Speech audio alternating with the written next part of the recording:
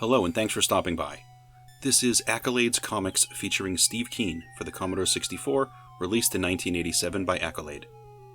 Back in the 80s, developers tried a lot of different things when they made their games. Different was always good. Looking back, you can see a huge variety in gameplay across games from that time. If you look in sort of a modern comparison of games, most modern games you can usually bucket in certain arenas.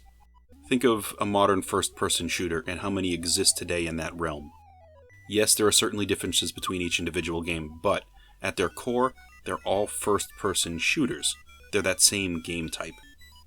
In the early days, there were many more game types because there really weren't development kits like there are today. Developers often started from very little, if anything, to build on. So we see a bunch of unique games like this one. Basically, this game is you building a comic book, though your choices and playing mini-games along the way will alter how the story goes. It's a different type of a game for sure, and it's an interesting style. It's a little goofy at times and humorous, and there are definitely different branches as you progress. The game has music, and I guess it's okay. The music also shifts as you progress through the game in different scenes.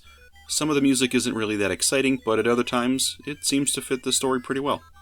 It's interesting that the music will evolve like this. It doesn't seem to me that they're different tracks necessarily, maybe just an evolution of the music as it goes through the different panels. If the music didn't change in this game, I think this probably would have been a much more negative experience. So the game operates in front of you like a comic book, one panel at a time. You read the dialogue as it appears and press the fire button to advance to the next panel. The standard text, dialogue text anyway, is black on a white dialogue background. Some screens will have text that is white on a black background. On these panels, you can press the directional pad to change the dialogue option. When you go through the available options and you find one that you think is appropriate, you can press the fire button to speak that text and advance the story. The dialogue choices you make may affect the story, and if you choose the wrong one, you can end your story pretty quick.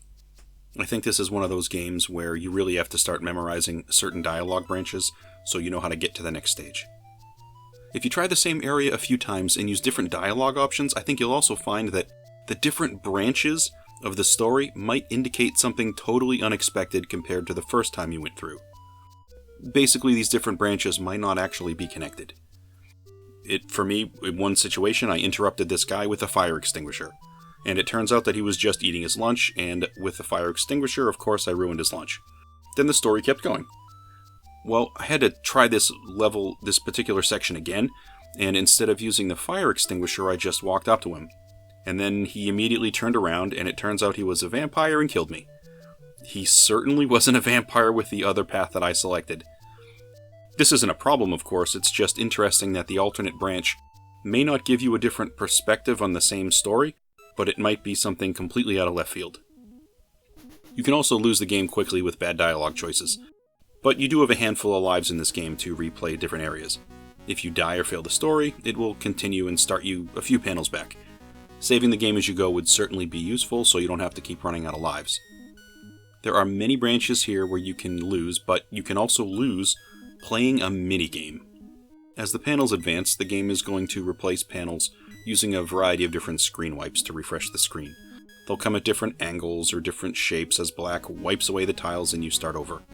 It's different, and it's a nice little touch to help keep things interesting. Now the panels themselves, they're filled with some pretty rudimentary comic book art, nothing fancy, but it gets the job done and it's appropriate for the time this was programmed. Also, you're going to see some of the panels have some slight animations in the background. Maybe it'll be a bird flying in the sky or something small like that. It's nice that they took advantage of a little opportunity to do this. It helps with the monotony for sure. There are plenty of panels where you actually have no choice to make. You just read the panel and press the button to advance to the next one. But some panels will offer you a chance to either change dialogue, or perhaps there will be an arrow on screen that's moving back and forth that lets you make a choice on the panel, and that will help direct where the story goes. Like I mentioned before, there are also mini-games that you're going to run into after certain story paths. I can't say these mini-games are particularly complex, but they do get the job done, and there's a decent number of them, so there's plenty of variety. What's also nice about this game is that in the beginning, instead of jumping directly into the story, you can actually choose to practice these mini-games first, which is super useful. Like I said, there's a whole bunch of them. You can play the climber game, swimmer, there's a conveyor belt, a rail car, a bomber level, robots, a building level, and a jetpack level. The mini-games are simple. Basically, it's you dodging stuff and maneuvering through some sort of a maze. If you're underwater, you might be dodging electric eels or trying to get air so you can continue your swim. You could be navigating a series of moving conveyor belts. You could be climbing across ladders with rungs that are moving. Wheeling along in a mining car maybe, or dodging bombs. A lot of these are similar in some ways, but there's definitely a strong variety here. Overall, I'm impressed that they offered these mini-games as selectable items to play at the front of the game. I think that's actually pretty great. You've only got 4 or 5 lives for a minigame, and you should expect to lose a lot. The thing with the Commodore 64 in the 1980s, this game is 5 discs long, which was a lot of discs back then. It takes time to load the game, and then it's going to take time as every panel is loaded individually. This could take a sizable amount of time to get to a minigame, and if you spent all that time going through these paths and these branches, waiting to get to a minigame, and then suddenly you have a game in front of you and you have no idea how to run it, you could run out of this game pretty quick. So at the beginning, giving people the opportunity to practice in advance, that really helps take the edge off, certainly. The first minigame I ran into, it was me basically being stranded over a pool with a shark in it. In this one, you had to climb around on these different ladder rungs and gather keys, and then make it to the exit without falling into the shark pool. I was playing the first minigame when it struck me that using today's technology may or may not make this game more difficult. I've tried it in a few different ways. You could play this game on the original hardware, of course, if you have it, but of course that has its own challenges. Specifically, load times, the fact that the discs would still have to work after 30 years or 40 years of waiting. There are some variables in there that you have to sort of worry about. I would say if you had good discs and it was working, the load times are going to be a concern. When you die in a game like this, with multiple discs, you constantly have to swap the discs back and forth. Flip them over, move the next disc, flip that disc over. There's a whole bunch of different sides you have to worry about.